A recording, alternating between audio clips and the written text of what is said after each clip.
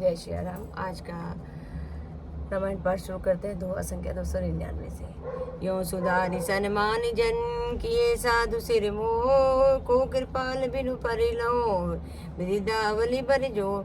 इस प्रकार सब अपने सेवकों को की बिगड़ी बात सुधार कर और सम्मान देकर आपने उन्हें साधुओं का शिरोमणि बना दिया है। कृपालु आपके सिवा आपकी वृद्धावली को कौन जब हठपूर्वक पालन करेगा। शोक स्नेह की बाल सुभाए आयहु लाए रजाय सुबाए तब हूँ कृपाल हेरि निज ओरा सबे भांति भल माले मोरा। मैं सोचने से या स्नेह से या बालक वश स्वभाव से आज्ञा को बाएं लगाकर यानी न मानकर चला आया, तो भी कृपालु स्वामी आपने अपनी ओर देखकर सभी प्रकार से मेरा भलाई माना। मेरे इस अनुचित कार्य को भी आपने अच्छा ही समझा। देखूं पाप सुमंगल मूला जाने हूँ स्वामी सहज अनुकूला। बड़े समाज विलो के भागू बड़ी चूक साहिब अनुरागू। मैंने सुंदर मंगलों के मूल आपके चरणों का दर्शन किया और यह जान लिया कि स्वामी मुझ पर स्वभाव से अनुकूल है। इस बड़े समाज में अपने भाग्य को देखा कि इतनी बड़ी चूक होने पर भी स्वामी का मुझ पर कितना अनुराग है। कृपा अनुग्रह अंगु अघाई कीनी कृपा निधि सब अधिकाई। राखा मोरे दुलार गोसाई अपने सील सुभाए भलाई। कृपा निधान ने मुझ पर सांगोपांग भरपेट कृपा और अनुग्रह सब अधिक ही किए हैं। अर्थात मैं जिसके जग भी लायक भी नहीं था, उतनी अधिक सौहार्दपूर्ण कृपा आपने मुझ पर की है कि हे गोसाई, आपने अपने शील स्वभाव और भलाई से मेरा दुलार रखा है। नाथ निपट में कीन डिटाई स्वामी समाज सकोच बिहाई। अभिनय विनय यथा रुचि बानी क्षमई देवुअति आरती जानी। हे नाथ, मैंने स्वामी और समाज के संकोच को छोड़कर अभिनय या विनय भरी जैसी भी रुचि हुई वैसी वाणी से कहकर सर्वदा आपकी डिटाई किए। हे देव, मेरे आर्त भाव आतुरता को जानकर आप क्षमा करेंगे।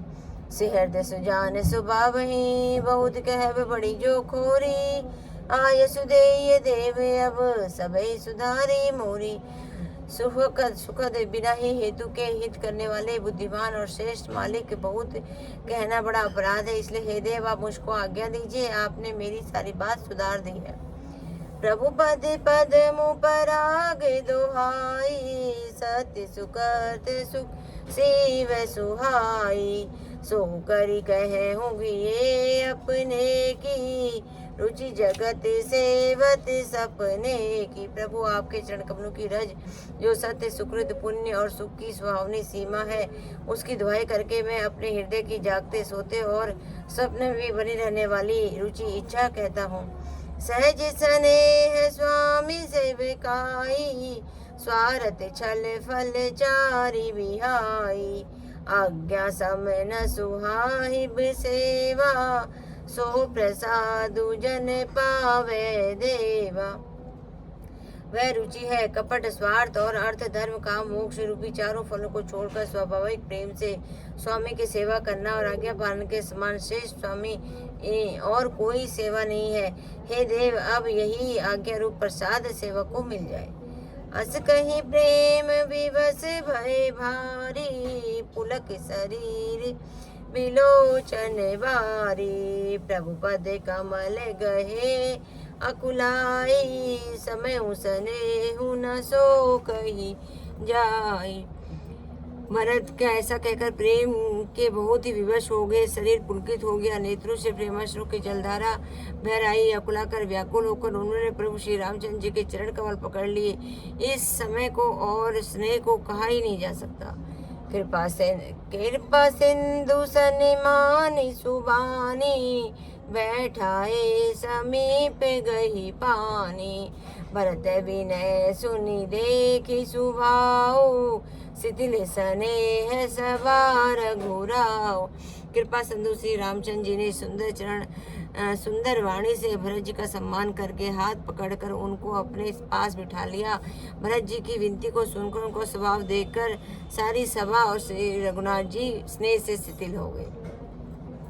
रघुराऊ शिथिल स्नेह साधु समाज मुनि मिथिला, धनी मन महु सराहत भरत भाय, भगति की महिमा घनी भरत ही प्रशंसत, विभूत बरनत सुमन मानस मलिन से, तुलसी विकल सब लोग सुनी, सकुचे सागम मनलिन से। श्री रघुनाथ जी ने साधुओं का समाज मुनि वशिष्ठ जी और मिथिलापति जनक जी के स्नेह से शिथिल हो गए।